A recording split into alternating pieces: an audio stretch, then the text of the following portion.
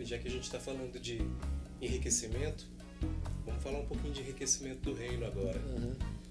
Fala pra gente, você como presbítero, como um estudante assíduo, formado em teologia, qual a parte das escrituras que fala ao teu coração, que toda vez que você lê, aquece de novo o teu coração, Daniel? Deixa eu pegar a Bíblia aqui. Tem textos que me falam de tempos em tempos. Um dos versos da minha vida é Jó 42:2, que é: o bem sei que tudo podes, nenhum dos seus planos podem ser frustrados. Esse texto é parte da minha história de vida. Se um dia Deus me der a oportunidade de testemunhar toda a história da minha vida, que completa muito com aquilo que eu vivi como família, com os meus pais, minha irmã, tudo, esse texto fala muito ao meu coração, porque por mais que o mundo à sua volta ele possa ser um caos, a vida de Jó se transformou num caos, perdeu tudo. Como foi? Mas os planos de Deus permanecem os mesmos. No mundo polarizado que nós estamos e dividido, e a gente saiu desse processo eleitoral, eu diria que muito mais dividido do que há 4 anos atrás. Nós vivemos num país completamente arrebentado, moralmente dividido, igrejas divididas, né? E com diversos temores que nós temos como sociedade para o futuro do país. E esse sentimento eu entendo que é independente do lado que as pessoas votaram. Mas eu tenho para mim que como igreja há alguém que continua sentado no trono, que é Jesus. E se ele permitiu que A ou B fosse eleito, Deus tem o plano dele e nada que acontece nessa terra interfere no propósito dele. Aliás, tudo leva para o final.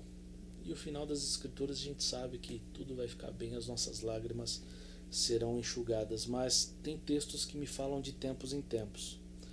Um veio de um podcast que eu gravei recentemente, inclusive, que eu perguntei para um missionário que está em Portugal hoje, que inclusive é meu primo.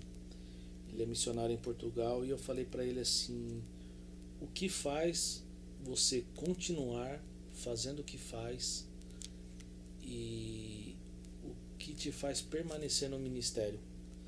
E aí ele leu para mim 1 Coríntios 4:2, que é: ora, além disso, o que se requer dos despenseiros é que cada um deles seja encontrado fiel. Primeira coisa, de tudo aquilo que nós produzimos, a gente precisa ser encontrados fiel. Fiel a quem? Fiel ao Deus Criador, que fez os céus e a terra, a Jesus Cristo, que veio a esse mundo, morreu em nosso lugar, se entregou por nós para levar os nossos pecados naquela cruz, ao Espírito Santo, que está em nós e que dirige os nossos passos, nos consolando, nos instruindo, nos dando sabedoria, e fiel à palavra que ele deixou para nós. Então, tudo que nós fazemos, inclusive podcasts.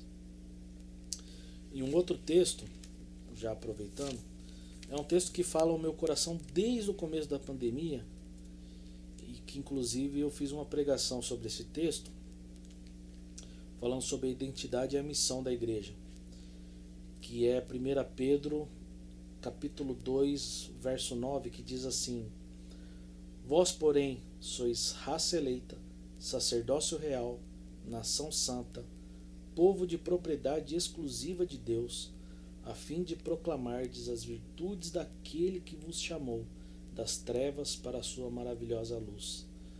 Se a gente olhar esse texto, ele fala sobre a nossa identidade e daquilo que nós somos chamados para fazer.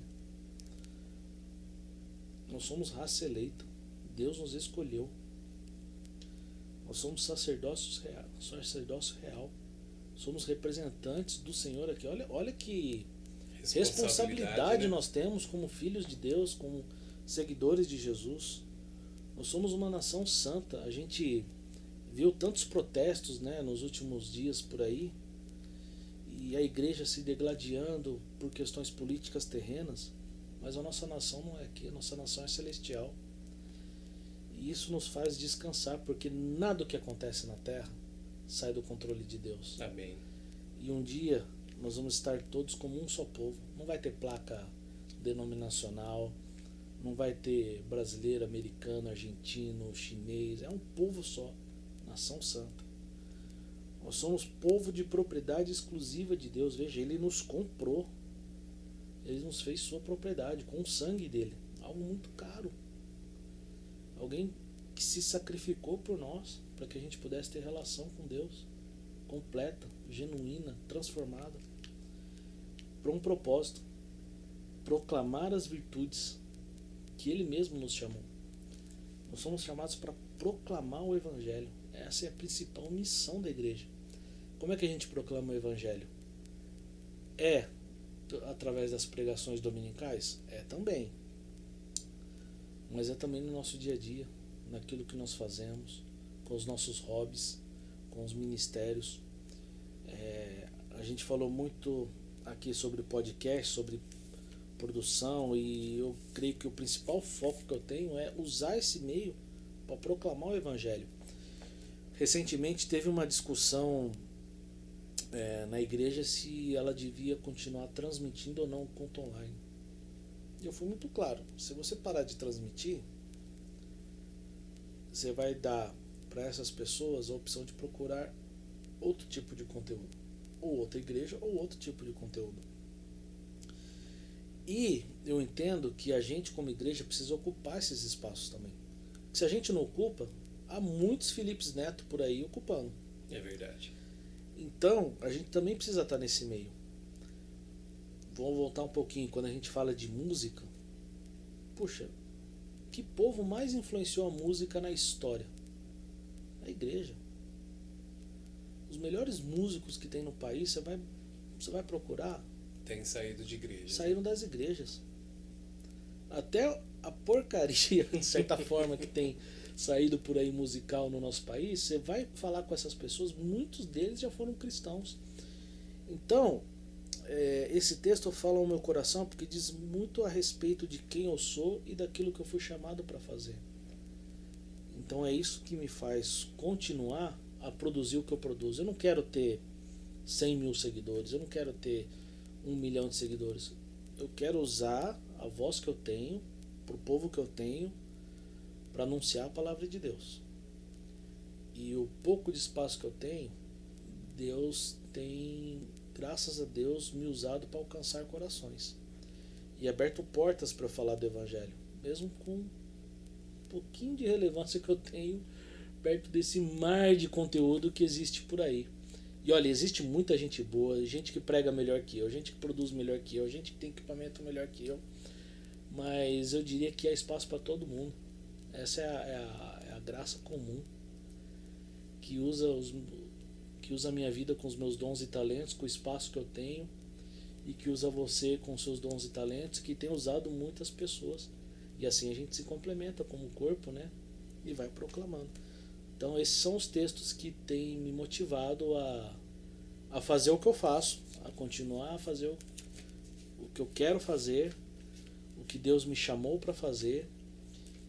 Você disse muito como presbítero, e eu entendo que presbíteros são pastores. E quando eu entendi isso, eu entendi a responsabilidade que eu tinha como presbítero, que é de ser um pastor. E eu acho que falta também esse entendimento para as igrejas. Porque nós temos o pastor, que é um presbítero, dentro da denominação ele é reconhecido como presbítero.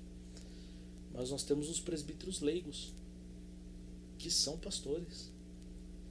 E quando eu entendi e fui ler, porque dentro do ministério do presbítero, assim como um pastor tem as suas crises, o presbítero também tem.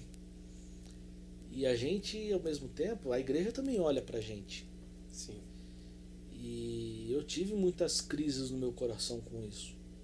E quando eu fui estudar e entender e compreender que o Senhor estava me chamando para ser um presbítero, e isso eu creio que foi validado pela igreja, porque você passa por uma assembleia, você passa por um convite, eu entendi que isso estava dentro da missão pela qual já estava no meu coração. Então, são textos que têm falado comigo, que têm confirmado, que têm acompanhado no ministério que eu tenho, seja como presbítero, como um teólogo, como um profissional do mercado, porque eu creio que quando a gente está no mercado também é o campo missionário que Deus dá pra gente, né? E muitas vezes vai ser o único que a gente vai atuar. Exatamente. Então você que é profissional do mercado e se um dia assistir esse podcast, saiba que lá também é o seu campo missionário e Deus te chamou para proclamar o evangelho ali. Essa é a sua seara. Né? A gente fala muito do presbítero e do pastor, mas a gente se limita à comunidade local, mas dentro da nossa comunidade há médicos, há advogados, há domésticas, há motoristas de Uber, de ônibus, há administradores de empresas, há estudantes. Então, todas essas pessoas, elas são chamadas para proclamar o evangelho. E se essas pessoas não compreenderem que elas precisam ocupar os espaços onde elas estão para proclamar o evangelho, as pedras uma hora vão clamar. Vamos, é isso aí.